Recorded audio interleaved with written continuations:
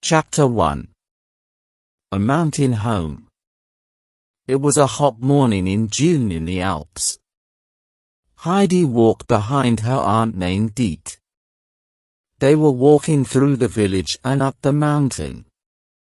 Heidi was very hot because she was wearing all her clothes.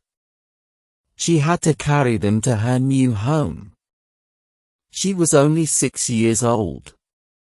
As Heidi and her aunt hurried out of the village, a villager stopped to talk. "Diet, is this the orphan your sister left when she died? Where are you taking her?" "Yes, this is Heidi. I'm taking her to live with her grandfather. I'm starting a job in the city, so I can't take care of her anymore." "Poor Heidi," said the villager. "No one else will talk to that grumpy old man." While Diet was talking with the villager, Heidi met a boy named Peter. He was the village goat herder. Every morning, Peter came to the village to get the goats. He was going to take them up the mountain. Heidi followed him up the mountain. She couldn't keep up with him because of her heavy clothes, so she took off all of them except her underwear. Then she danced behind Peter. He thought she was funny. The two children began laughing. Diet caught up with them. "Where are your clothes?" she asked. "I don't need them," Heidi said. "I want to run free like the goats." Aunt Diet scolded Heidi and sent Peter to get her clothes. They walked for another hour. Near the mountaintop was grandfather's hut. The old man was sitting in front of the house. Heidi ran up to him and held out her hand. "Hello, grandfather," she said. He held her hand and stared at her. "Good morning, uncle," said Diet. "Heidi must stay with you now." She explained why she couldn't take care of the child anymore. The old man was angry. "You can just get out of here," he yelled at Diet. Aunt Diet said goodbye to Heidi very quickly and left. Heidi looked around her new home. "Where can I sleep?" asked Heidi. "Anywhere you want," answered grandfather. Heidi saw a ladder behind the bed. She climbed the ladder up to the loft. The loft was filled with fresh hay. "I'll sleep up here," said Heidi happily. Heidi followed grandfather everywhere. She watched as he made a new chair for her. When the sun was setting, Heidi heard a whistle. It was Peter bringing the goats home. Grandfather had 2 goats. Their names were Daisy and Dusky. Heidi liked them at once. The next morning, Peter's whistle woke Heidi. She got ready to go with Peter. She was excited. The mountain was very beautiful. Heidi picked flowers and chased the goats. Peter told her all of the goats' names. Heidi was sad when she heard that a little goat had lost its mother. She promised to take special care of that goat. By now, the sun was setting. It spread a golden glow across the tops of the mountains. "Peter," cried Heidi, "the mountains are on fire." "Don't worry," replied Peter. "That happens every day. It means it's time to go home." Heidi went up the mountain with Peter every day during the summer. She grew to be healthy and strong. She was as free as a bird. But when the fall came, grandfather made her stay at home. He was afraid the strong winds would blow her off the mountain. She spent the days helping him make cheese. Then came the winter and lots of snow. Peter went to school in the winter. One day, he came to the hut. He told Heidi that his grandmother would like to meet her. She wanted to go, but grandfather said the snow was too deep. A few days later, the snow finally stopped. The sun came out, and grandfather said she could go out. He put Heidi on his sled. The sled raced down the mountain very fast. Grandfather stopped the sled in front of Peter's small hut. Heidi met an old woman that was sewing. "Hello, Granny," said Heidi. Granny smiled and felt Heidi's hand. Granny was blind. "Why can't you see?" asked Heidi. "I can't see," Granny said kindly, "but I can hear." Heidi spent the rest of the winter with Granny. Sometimes grandfather came and fixed the windows and chairs in Granny's hut. Chapter 2. Heidi goes to Frankfurt. It was near the end of Heidi's second happy winter with grandfather. One day, the village pastor came to the hut. He was angry at grandfather because Heidi wasn't in school. "Heidi doesn't need school," argued grandfather. "She'll grow up here with the goats and the birds. They won't teach her any bad ideas. She must learn to read and write," the pastor argued back. But he couldn't change grandfather's mind. The next day, Auntie came to the hut. "I have a wonderful opportunity for Heidi," she said. "Heidi is going to live with a wealthy family in Frankfurt. She'll be a companion to their little girl." Heidi was sad when she heard that a little goat had lost its mother. She promised to take special care of that goat. By now, the sun was setting. It spread a golden glow across the tops of the mountains. "Peter," cried Heidi, "the mountains are on fire." "Don't worry," replied Peter. "That happens every day. It means it's time to go home." Heidi went up the mountain with Peter every day during the summer. She grew to be healthy and strong. She was as free as a bird. But when the fall came, grandfather made her stay at home. He was afraid the strong winds would blow her off the mountain. She spent the days helping him make cheese. Then came the winter and lots of snow. Peter went to school in the winter. One day, he came to the hut.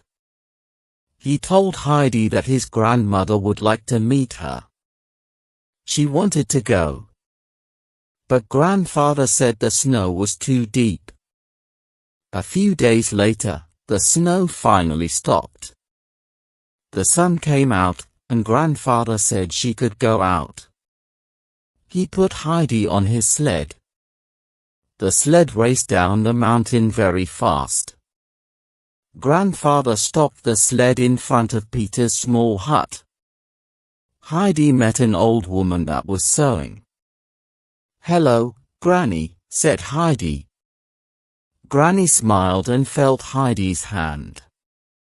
Granny was blind. "Why can't you see?" asked Heidi. "I can't see," Granny said kindly, "but I can hear."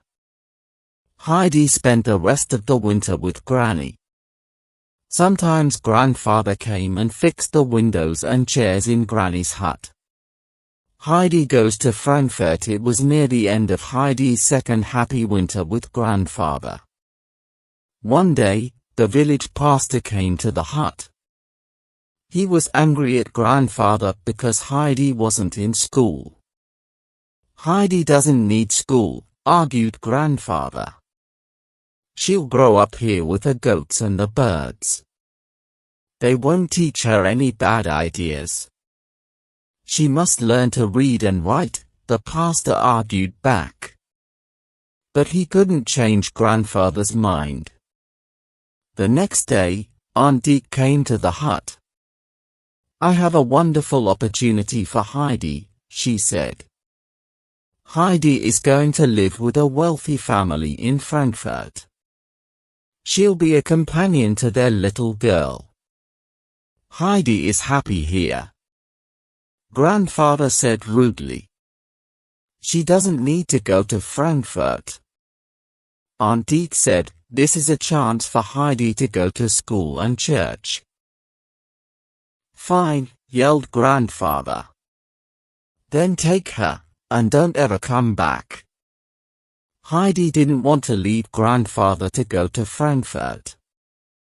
But Aunt Deke lied to her that they would be back in a day or two. "You can even bring fresh bread for Granny," said Aunt Deke. This idea pleased Heidi. Granny had trouble eating black, hard bread. They left so quickly that Heidi couldn't even say goodbye to Peter. Deke took Heidi to a large house in Frankfurt. A rich man named Mr. Sessman owned the house. His daughter Clara had to stay in a wheelchair. Her mother had died a long time ago.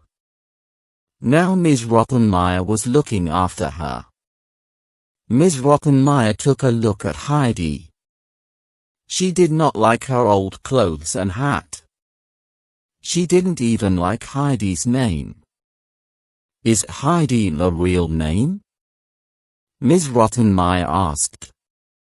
"Her mother named her Adelheid," Aunt Deke explained.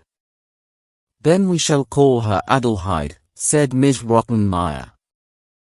Later, when Ms. Rottenmeier was away, Clara said, "I'll call you Heidi if you want." "It doesn't matter," said Heidi. "I'll be going home tomorrow with some fresh bread." "No," said Clara. "You came here to keep me company." At the dinner table, Heidi was happy to find fresh bread on her plate. She put it in her pocket. A servant, Sebastian, brought a dish of food for Heidi. She didn't know what to do with it. She had never eaten this way before. Then Ms. Rottenmeier told Heidi how she should behave at the table for a long time. But while she was talking, Heidi fell asleep. When Heidi awoke, she didn't know where she was. She remembered that she was in Frankfurt. She was afraid. A few days later, Heidi went for a walk while Clara was resting. Sebastian told her to look at the whole city from the church tower. When she climbed up to the top of the tower, all she could see was buildings. There were no mountains and trees. The church keeper could see that she was disappointed. So he showed her a basket of kittens. "You can have them," he said. "I'll deliver them to your house." "Oh yes," said Heidi. "But can I have 2 of them now?" The keeper gave Heidi 2 kittens. When she got home, everyone was waiting for her. Ms. Rottenmeier was angry. "Who said you could leave the house?" she asked.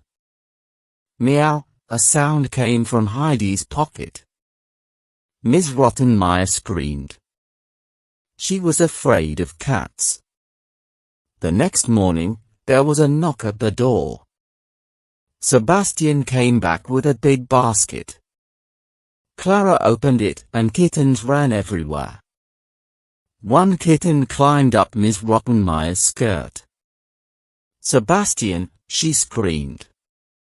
"Get rid of these little monsters." That evening, Ms. Rottenmeier decided to punish Heidi. She said, "I'm going to lock you in the cold basement." But Clara said, "Please, wait until my father gets home. Let him decide what to do." Ms. Rottenmeier agreed. For the next few days, Heidi didn't get into any trouble. But she was becoming very homesick. Chapter 3. Homesick. Mr. Sessman came home from his business trip with many gifts. He was happy to see Clara.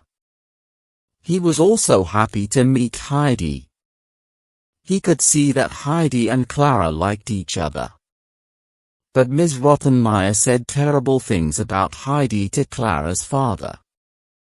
"I think that little girl is crazy," she said. "You should see the trouble she's caused here." Mr. Sessman asked Clara about Heidi. "What happened while I was away?" Clara told him about the kittens and other things. Mr. Sessman laughed. He went to Ms. Rottenmeier and said, "Heidi will stay. She is good for Clara."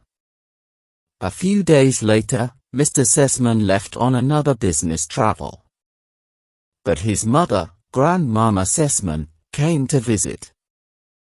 Her face seemed very kind to Heidi. Heidi liked Grandmama very much. One day, Grandmama showed Heidi a book. She wanted to help Heidi with her reading. In the book there was a picture of a boy with goats on a mountain. The picture reminded Heidi of Peter, so she began to cry. She was very homesick. Grandmama told Heidi she could have the book when she learned to read. From then on, Heidi tried very hard to read. That night, she prayed to God to help her read and go home. After a week, Grandmama heard Heidi reading to Clara. She gladly gave Heidi the picture book. It was time for Grandmama to leave the house. After she left, something strange started happening at night. Every morning, the front door was wide open. Sebastian locked the door tight every evening. But in the morning, it was open. It was a mystery.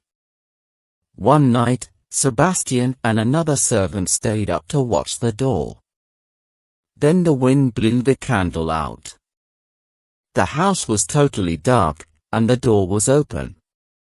Sebastian saw a small person in white run up the stairs. He thought it was a ghost. He told everyone there was a ghost in the house. 2 days later, Mr. Sessman came home. He and his friend, Dr. Klassen, stayed up to watch the door. Late that night, they heard the door opening. There was a small person in white clothes. It was Heidi. "What are you doing?" asked Mr. Sessman. Heidi looked confused. "I don't know," she answered. "Every night I dream I'm back with Grandfather." "She's been sleepwalking," said Dr. Klassen. "She must be very homesick. The only cure is to send her home."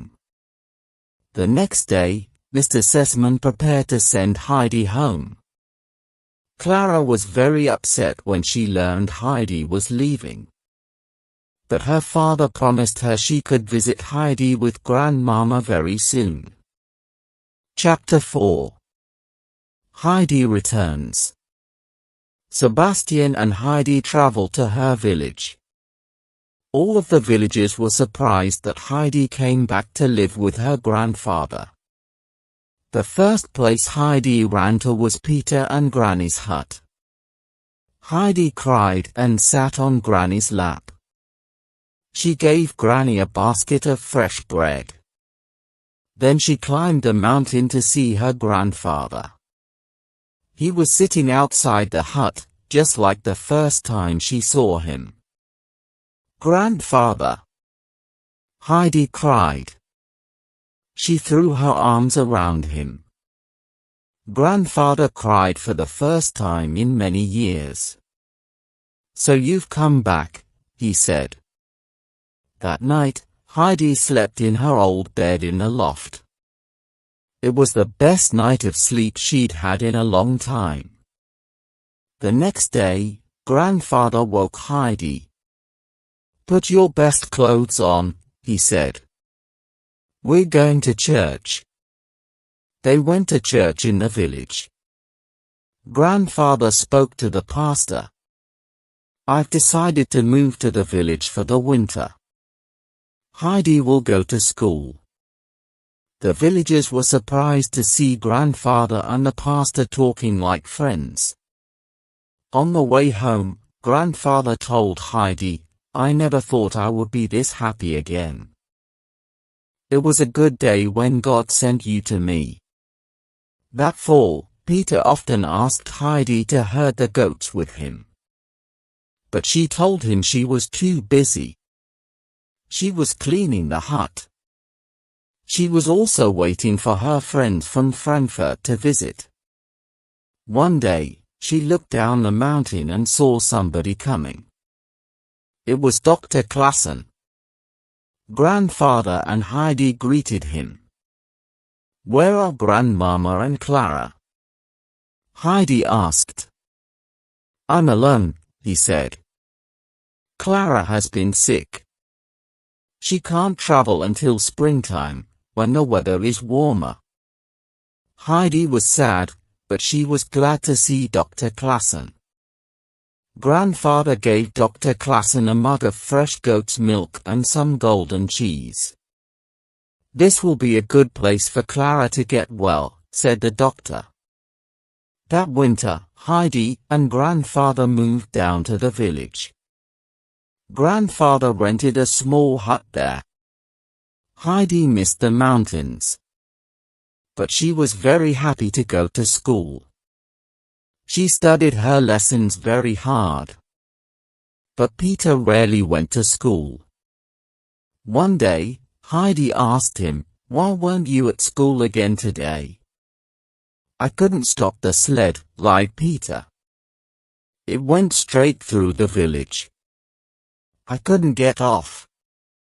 Then it was too late to go to school." "If you do that again," said Grandfather, "you're going to get in big trouble with me." When Heidi and Peter came to visit Granny, she was very sick. Granny couldn't get out of bed. Heidi read to her to cheer her up. She thought Peter should learn to read. Then he could read to Granny, and maybe she would get well. The next day at school, Heidi said to Peter, "You must learn to read. So then you can read to Granny." "I can't do it," Peter replied. "I'm going to teach you," said Heidi. Reading was very difficult for Peter. But Heidi made him learn the ABCs with a book from Clara. Then he began to read a few words. A few weeks later, he could read to Granny. The whole village heard that Heidi got Peter to read. Everyone was very impressed. Chapter 5. The Mountain Miracle. When spring came, the mountains turned green again. Then Grandfather and Heidi moved back up to their hut on the mountain. One day, Peter brought Heidi a letter. It was from Clara. "Clara and Grandmama will be here in 6 weeks, cried Heidi. She was very excited. But Peter was not. He was angry and jealous. One morning in June, Heidi saw them coming up. One man was pushing Clara in her wheelchair. Another man carried their things. Grandmama rode behind them on a horse. "Oh, Heidi," cried Clara. "If only I could run over the hills with you." "Don't worry," said Heidi. "I'll push you everywhere." Then Grandfather served everyone big mugs of goat's milk and toasted cheese. They ate happily outside in the gentle breeze and sunshine. When Clara saw Heidi's bed in the hayloft, she said, It must be wonderful to look at the stars while you go to sleep. Grandfather asked Grandmama, why don't you let Clara stay here with us while you stay in the village? Grandmama agreed. I think it will be very good for Clara's health to stay here. As the days passed, Grandfather grew to like Clara very much. He told Peter to feed the goats the best grass. They made extra good milk that would make Clara strong. While Clara stayed with them for 2 weeks, Grandfather helped her stand. Standing made her legs and feet hurt very much. But each day, she tried to stand a little longer. Heidi begged Grandfather to carry Clara up to the top of the mountain. That was the place where there was the most beautiful. But Grandfather said he would do that only if Clara could stand on her own. Heidi was excited and told Peter. But this made Peter angry. He wanted Clara to go away. The next morning, Peter went up to the hut. He saw the empty wheelchair outside. He kicked the wheelchair with anger. The wheelchair went rolling down the side of the mountain. Peter was so afraid. He ran away without taking the goats. Grandfather and Heidi came outside and found out the wheelchair was gone. They looked everywhere for the wheelchair. Grandfather saw it down below the mountain. The wheelchair was in pieces. It was destroyed. It must have been the wind, said Heidi. Clara began to cry. Now I'll never be able to go up the mountain. That's okay, said Grandfather. I'll carry you up. By the way, where is Peter? Grandfather picked up Clara, and they walked up the mountain. The goats followed them. When Grandfather saw Peter, he scolded him for forgetting the goats. Did you see Clara's wheelchair? Asked Grandfather. Peter just shook his head to say, no. Grandfather left the children on top of the mountain and went back home. After lunch, Heidi wanted to take Clara higher to see the prettiest flowers. Peter and I can carry you, Heidi said. They pulled Clara to her feet. But suddenly, she began to take a step. I'm walking, she shouted.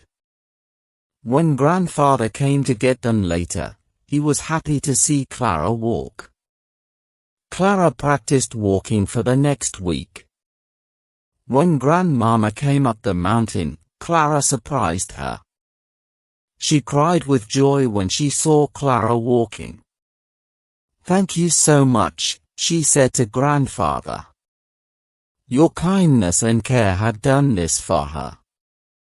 And God's Son and the mountain air, Grandfather replied. Then Grandmama decided to send a letter to Clara's father.